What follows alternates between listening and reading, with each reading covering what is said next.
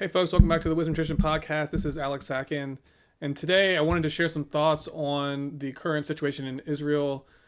I want to revisit this topic in a few different episodes and have a few different guests on, hopefully, to talk as well. But I definitely have been formulating some ideas about it over the past week and a half since the event took place that started this whole thing. And I should say I'm recording this on October 21st. So, in this episode, I want to give my initial reaction and thoughts, and then I'll be following these up down the road with some further coverage. But to do this, I have a guest who's joining me. It's my friend Franklin Okanu, who runs the Unorthodoxy Substack, and you can visit that at unorthodoxy.substack.com. And so we just kind of go back and forth and share some of our impressions on this event. And so I hope you enjoyed this conversation. And also, I'll be back for more coverage on this soon. Hey, man, what's going on? Hey, what's up, Franklin? Thanks for joining me. Just real quick before we jump in, and I know we have to be efficient. You have just a short time to talk. So, real quick, you want to give a plug to your Substack, and then we'll jump right in. Yeah, so I write the Substack known as Unorthodoxy, um, unorthodoxy.substack.com. And what I do is I look at the world from an unorthodox perspective. Background, I just finished my first book. I actually do have it here. It's called An Unorthodox Truth. And so that's actually what prompted, this whole theme of unorthodoxy. So what we do is we look at our current world from many different angles, and these angles are unorthodox. We look at it from the spiritual perspective, the conspiratorial perspective, and the idea is what can we look at differently? And if we look at things differently, but still from a scientific, objective approach, can we have different results? And so, can we be better? Can we create better systems, better industries, so forth and so on? And so, that's my Substack, unorthodoxy.substack.com. Yeah, it sounds good. I mean, those are all common interests that we share, and I think that's why we're friends. Absolutely. So let's talk about Israel and Hamas. This is something I haven't shared my thoughts on yet. You did a post a few days ago, right, summarizing some elements. So what I'd like to do is focus in on the specifics of the initial attack and the response, and then we'll zoom out and look at bigger picture implications and themes. That sounds good. Um, so let's go to the initial attack. So, by the way, we're recording this on October 21st. So, almost 2 weeks ago, the initial attack. So, we had, I've seen estimates up to like 1,000 maybe fighters. So, Hamas, like militants, penetrating the Gaza border at numerous points, right? And then the plan it was seemingly, or the point of the operation, which is one of the things I want to talk about because this is suspicious to me. But the point of the operation was presumably to capture some hostages and kill as many people as possible, because it seems like that's what happened. So, Yeah. so that seems to be the extent of this 2-year planned operation, I guess, by Hamas to do this attack. So over 1,000 Israelis were killed, and then I think 200 hostages were taken. So that was the initial event, and so things begin to break down for me, and I want to hear your thoughts on this right when we start to look at this initial event, because in my view, a couple things aren't believable. Number one, it's not believable that a 1,000-person Hamas attack with all of this equipment, training, weaponry, 2 years of planning, that all that could take place without the awareness of the Mossad and the IDF, because they are kind of world renowned for, you know, not only being advanced, but really being under the tutelage of America and provided with some of America's best assets in terms of intelligence. So the idea that this was an unforeseen attack is not believable. Yep. Um, Another element that's not believable is that all of these specific points on the Gaza border, which is extremely well guarded by all accounts, well manned, lots of security measures, that it breaks down at all these different points, and there's almost unimpeded flow of Hamas into Israel during the initial attack. And then another unbelievable aspect of this initial attack is that there was a 6 to 7 hour response time really before the militants could be warded off and sent back into Gaza. So, by all accounts, Israel's a small nation, and that response time from where the military sort of strongholds are into Gaza is not believable. And so, any initial thoughts on the initial attack, which was obviously horrific? I've seen the videos of it. It's horrifying, and but all of these incidents are compiling together where it seems like this was allowed to happen, and we can go into deeper levels of whether Israel is behind Hamas and perhaps involved with other planning aspects. But let's just look at the attack itself. What do you think? Yeah. So staying on the attack itself, to be completely frank and honest, when I first heard about the attacks, my way that I just view reality is if I ever hear something that happens just on like a big announcement, my first thought is false flag. My first thought is just, all right, okay, whatever. Like it's a narrative, right? Bam, right? So I heard about it on October 7th. I think I really didn't look into it until like the 9th when I just saw it like everywhere. Everyone was just talking about it. I'm like, okay, what happened? And on Substack, you have, I think Substack really became a main point because of the pandemic, because people realized, okay, well, there's the narrative of the pandemic, and then there's, the other aspects that happen. So my Substack was already saying what you're saying, like, first instincts, well, hold on. These are guys who looked into it. So like, wait, hold on, that just makes no sense. Like, how did 1,000 people just sneak in and just do all this stuff, right? And so when I first saw that, I'm like, oh, okay, well, it sounds like what I thought it was. Whatever it was, it was allowed to happen, right? And then, just looking at the reality, like one of the things that I've always seen, because like you said, you saw the images, right? One of the things that I've written about is why are we shown these images? Like, why these images? These are some pretty graphic images that you're just showing on the evening news. Why? Like, you were literally trying to invoke some either oh my gosh, that's so sad, or that's so horrific, and X, Y, and Z. And so I'm just like, oh, this is, your classic, false flag propaganda attack. That's all it is. Things were just allowed to happen, like, oh, Mhm. okay. And then B, all you see is just the images, and all you saw was women and children, women and children. I'm like, oh, okay, cool. It's classic propaganda. So, and to be quite honest, I haven't looked into the details. I haven't looked into like the specifics of it because I've done some work on that area already. And so when I just heard about this, my process was just like, okay, this is just bam, propaganda attack. So those are my first thoughts on it. I'll stop there so we can kind of keep on going. But I've written a lot about it and I can kind of dive into what I've written. But yeah, that's been my first initial reaction. And even to this day, as I've looked into it, it's still like, guys, come on. How Right, don't we see it, right? Prove to me that this is not propaganda or false right, flag, and then you have my point, right? But what I'm seeing sounds like it. But yeah, right. that's my thoughts on this so far.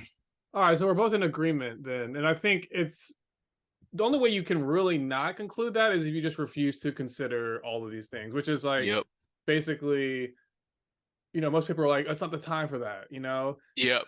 but it is absolutely time for that because but it's one of the most important things to now look at what are the consequences of this, and what Yep. is perhaps a desired end state by somebody who would allow an attack like this to happen. But we should just say that it's not like this would be the first time in history that such a event, you know what I mean, where you would Yep. have basically human sacrifices be offered for the sake of a larger plan, you know what I mean? And I think Yep. 9/11 obviously is like the go-to example, but you can look at a number of different ones. So it is plausible and believable that such a event, you know what I mean, could be allowed to take place.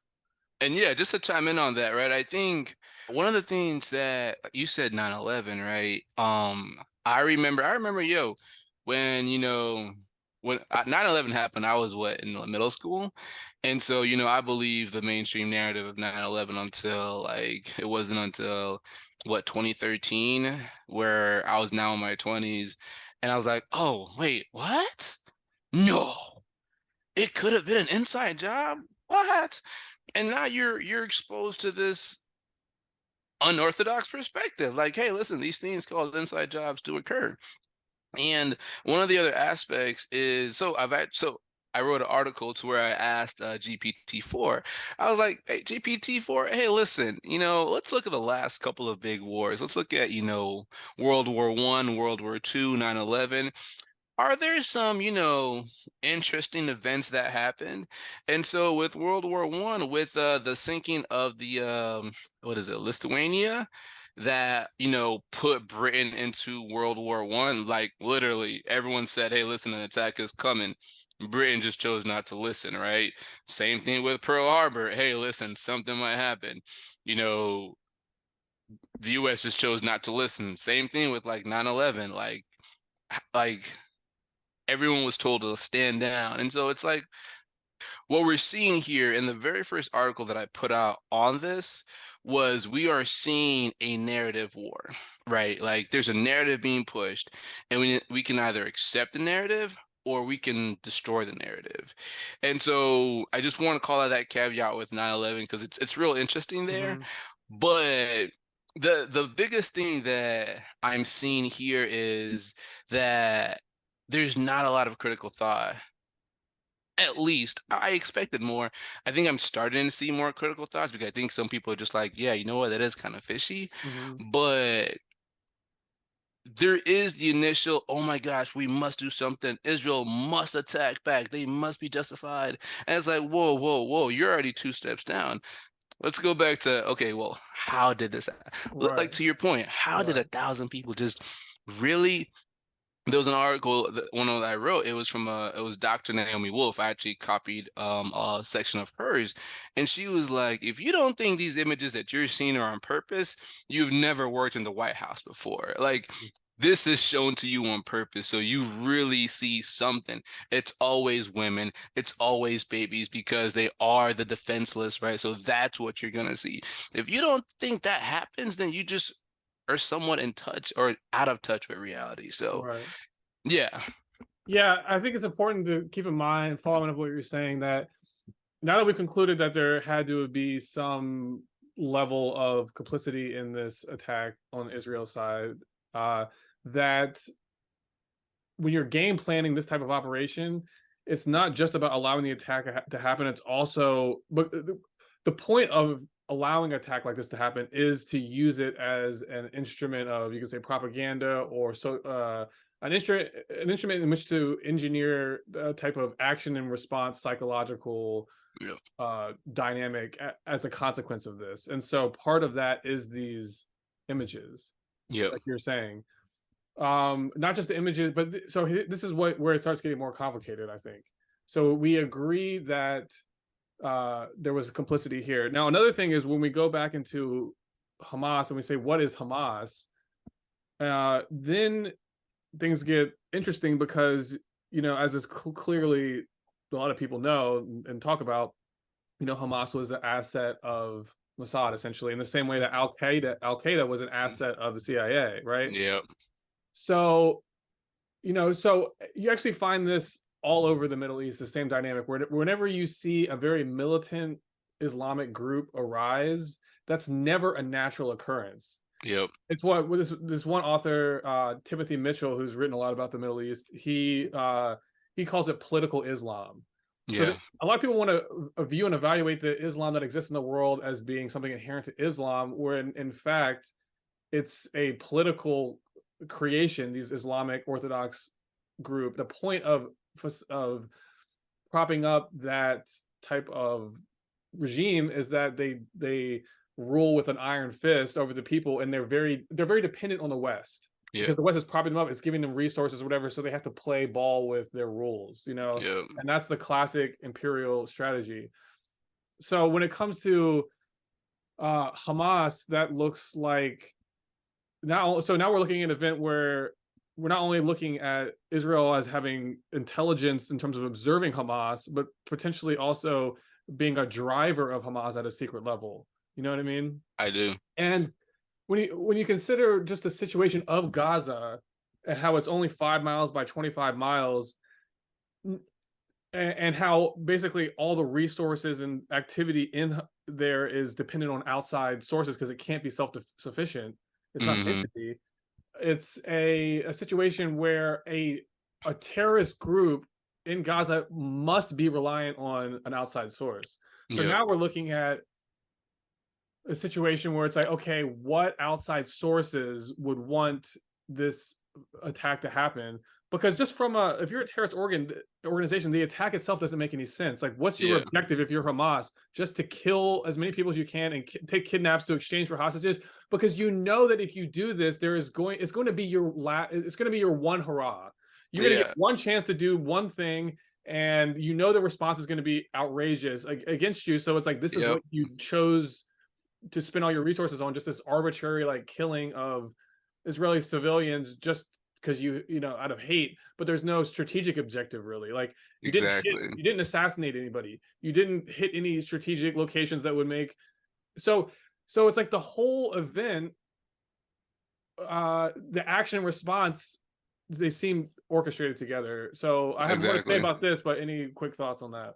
No, I totally agree. Like you were so strategic that you got by Israel's defense systems. You were so strategic and you got 1,000 individuals over.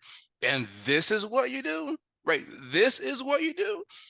So now you essentially, like you said, you literally have no resources. You have no way out to where now you are going to incur the wrath of the world. That was your big game plan? Really? It doesn't make sense. Like it just doesn't make sense. And I don't know. I don't know. I wish more individuals would just have this conversation, Right. except versus buying the narrative.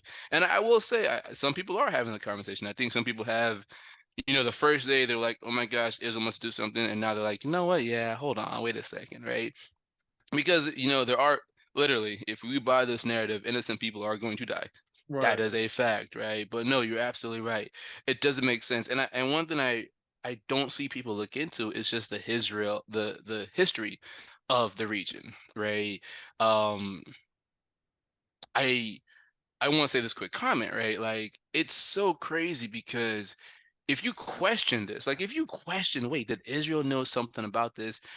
Damn, you're automatically branded anti-Semitic. Like it's just what why? Like why can I not even question why is it this country and this state and these individuals? I can talk about anybody else, but when I talk about this, no, stop the Right. Holocaust, this, that, anti, and I'm just like, whoa, wait a second.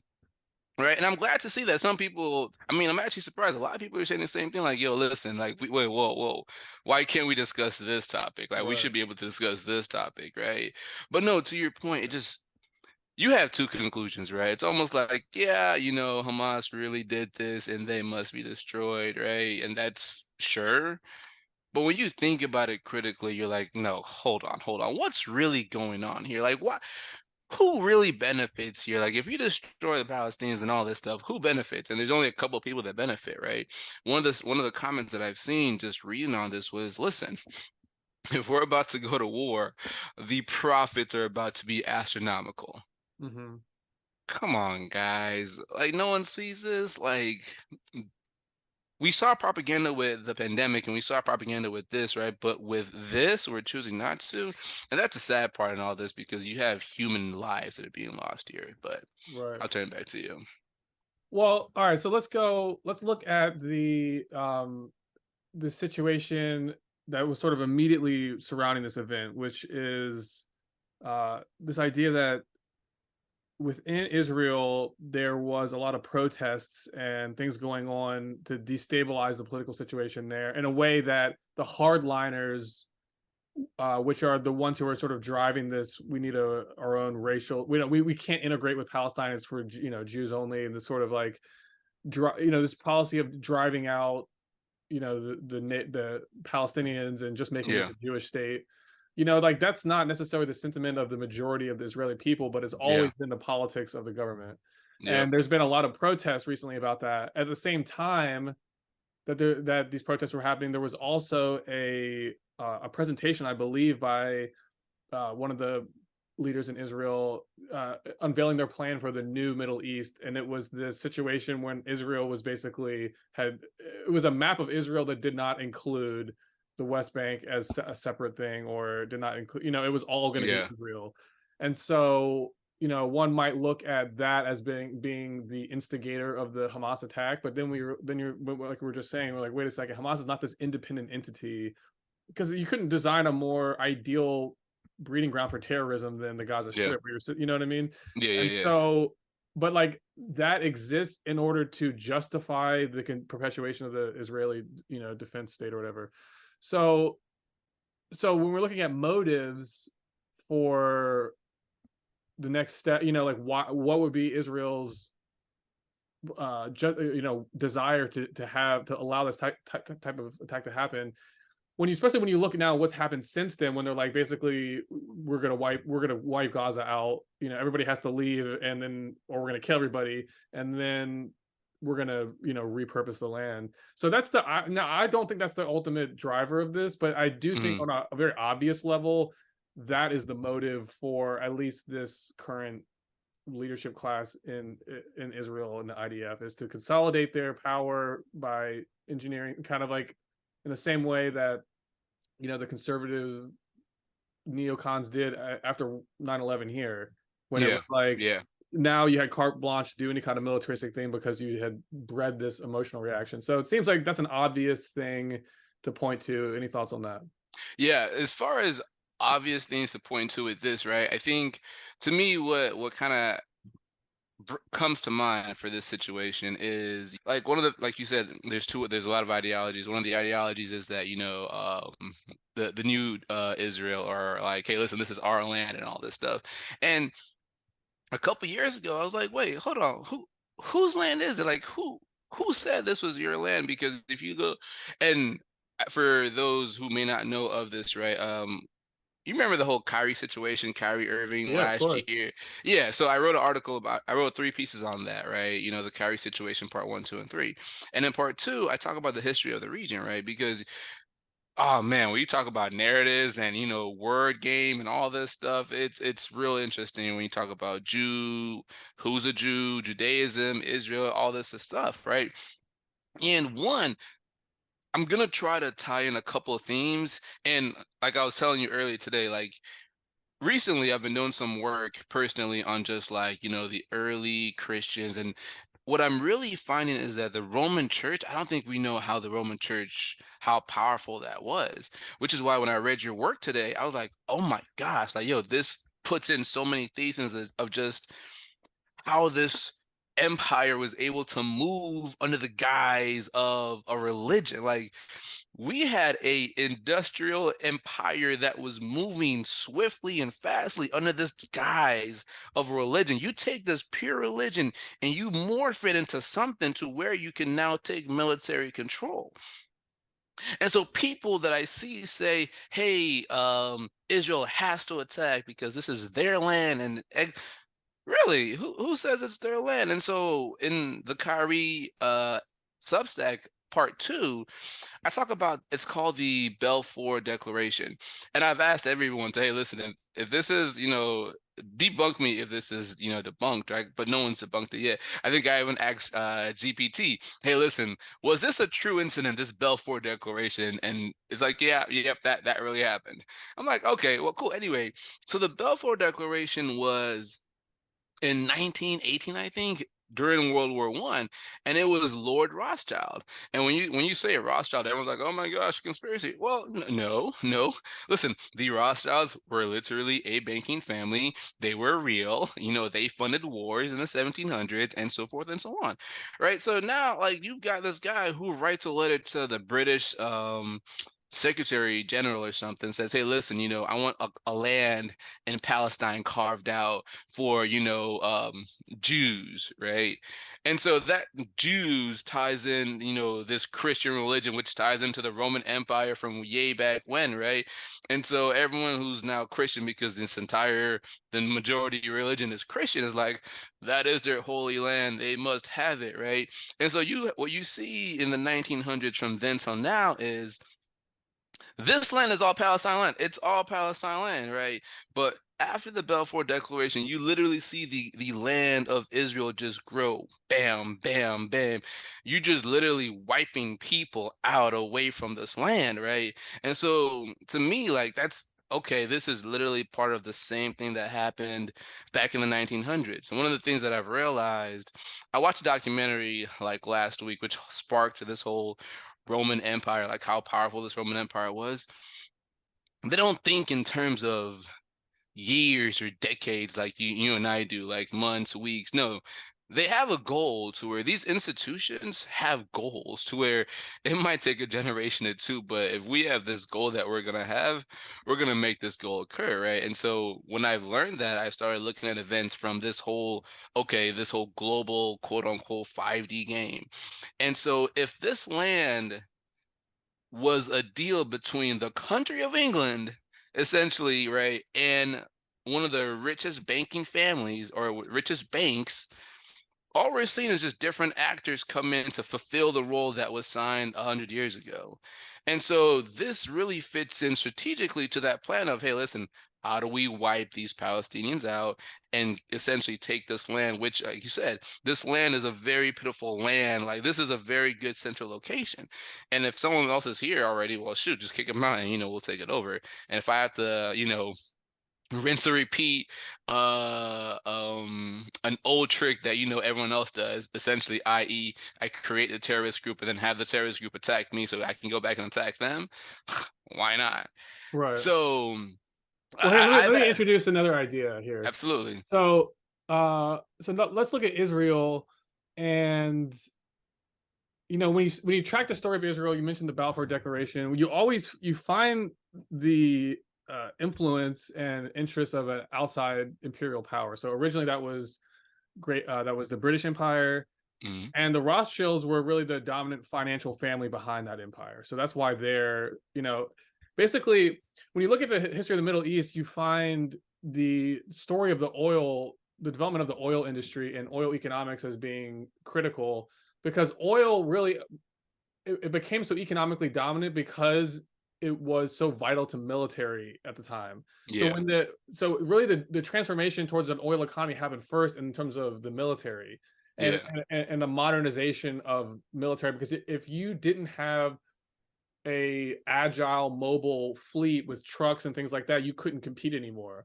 So the yeah, first thing that changed with the rise of the steam engine was that it began to change the nature of war. And then in order to build out a permanent uh, economy for that war machine, that's when the economics of oil got spread into the rest of the economy. yeah, So the whole story, so from the beginning, these oil companies and corporations, and really the financial interests behind them, have always been tied with these larger empires going on. yeah, They're always really the banks are a component and extension, and the corporations are a component and instrument of these empires. So when we look at the history of the Middle East, these corporations, but then really these imperial interest groups behind them, were always manipulating and moving within the Middle East, both to consolidate control over those resources and to develop the supply lines and stuff, but also to mess with the politics of the region to keep the resources from being grasped by the people and socialized and used for their benefit. Like, you needed to create political regimes in Saudi Arabia and Iran and all these places that were really militaristic, because they would be, like we said earlier, dependent on you, and you can yep, play that game of divide and conquer. So you need different nations, rather than coming together and forming their own like autonomous group and controlling this oil. You need them to be dependent on America. So my feeling was the need to create Israel has to do with this very cold calculating game of oil politics, I would and that agree. first Britain and then America inheriting that from Britain, in order to keep control over this global empire, they needed to create a destabilized Middle East. And so setting up this Jewish state in the Middle East is the permanent destabilizing agent that you need.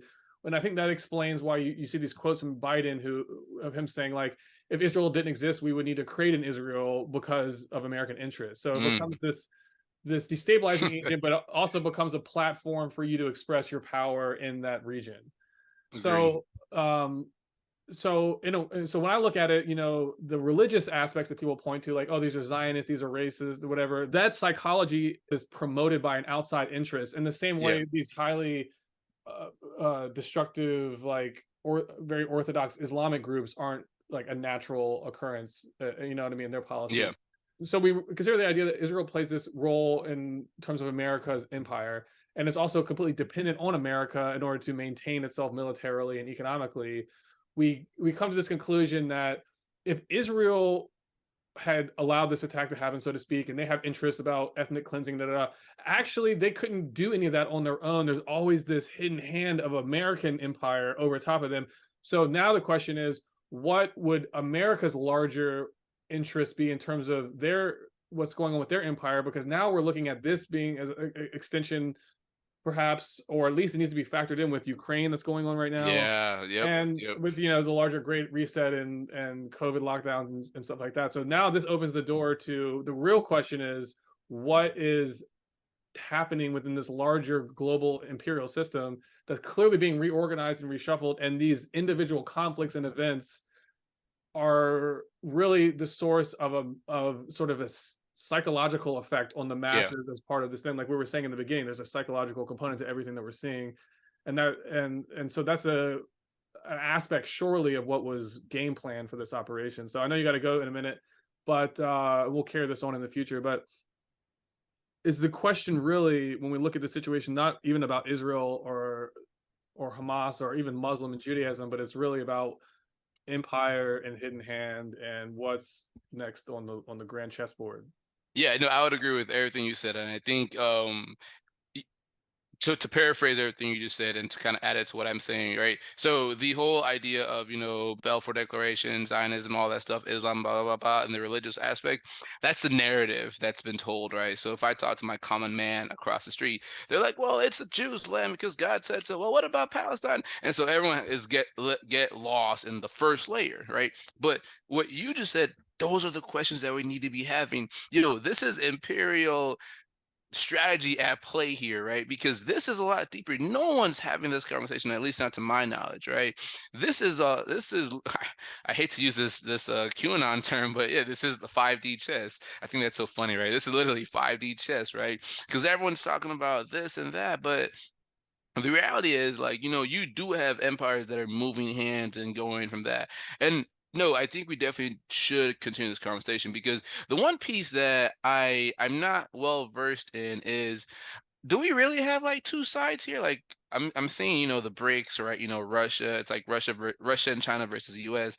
And my thing, which I don't know, and I'll admit that right now because I haven't looked into it, is, are we really seeing like, China and Russia, the East versus the West? Or do we have like the same side kind of funding both of them to essentially kind of decide who's the dominating Or factor? That's a piece I don't know. well, I mean, one question is this because like right now the world is watching this incredibly gratuitous response by Israel into Gaza, and everybody can see these dead babies every day. You know what I mean? And Yeah. like how unjust and unfair bombing hospitals and bread factories, and the fact that you're Come starving these people. You on. know what I mean? Come on. It's so bad, but at the Yeah. same time, is that the point? Is the point to have this response be so it's so extreme, and you can clearly connect it to this idea of the new Middle East, and like it's an ethnic cleansing and stuff. The whole Muslim Islamic world is infuriated by what they're seeing, and so is this one of the suggested responses, just like in the way that the Ukraine war would inevitably push the BRICS countries together, right? And Yeah. there's like all these policies that America is putting forth in the world, deliberately antagonizing these groups to bring them together in a weird way. And now this event is particularly breaking boundaries among Islamic groups, which can be very combative with each other, and then bringing them together into a shared hatred of. So there's like a reorganization psychologically and a sort of Yeah. binding together of these groups of, third, kind of like axis of evil nations around Russia, like being brought together as we frame them. China, for example, and Russia, and also Iran and Russia, and then you see this now movement of Islamic countries where I think there was a sort of unprecedented meeting between Saudi Arabia and Iran recently.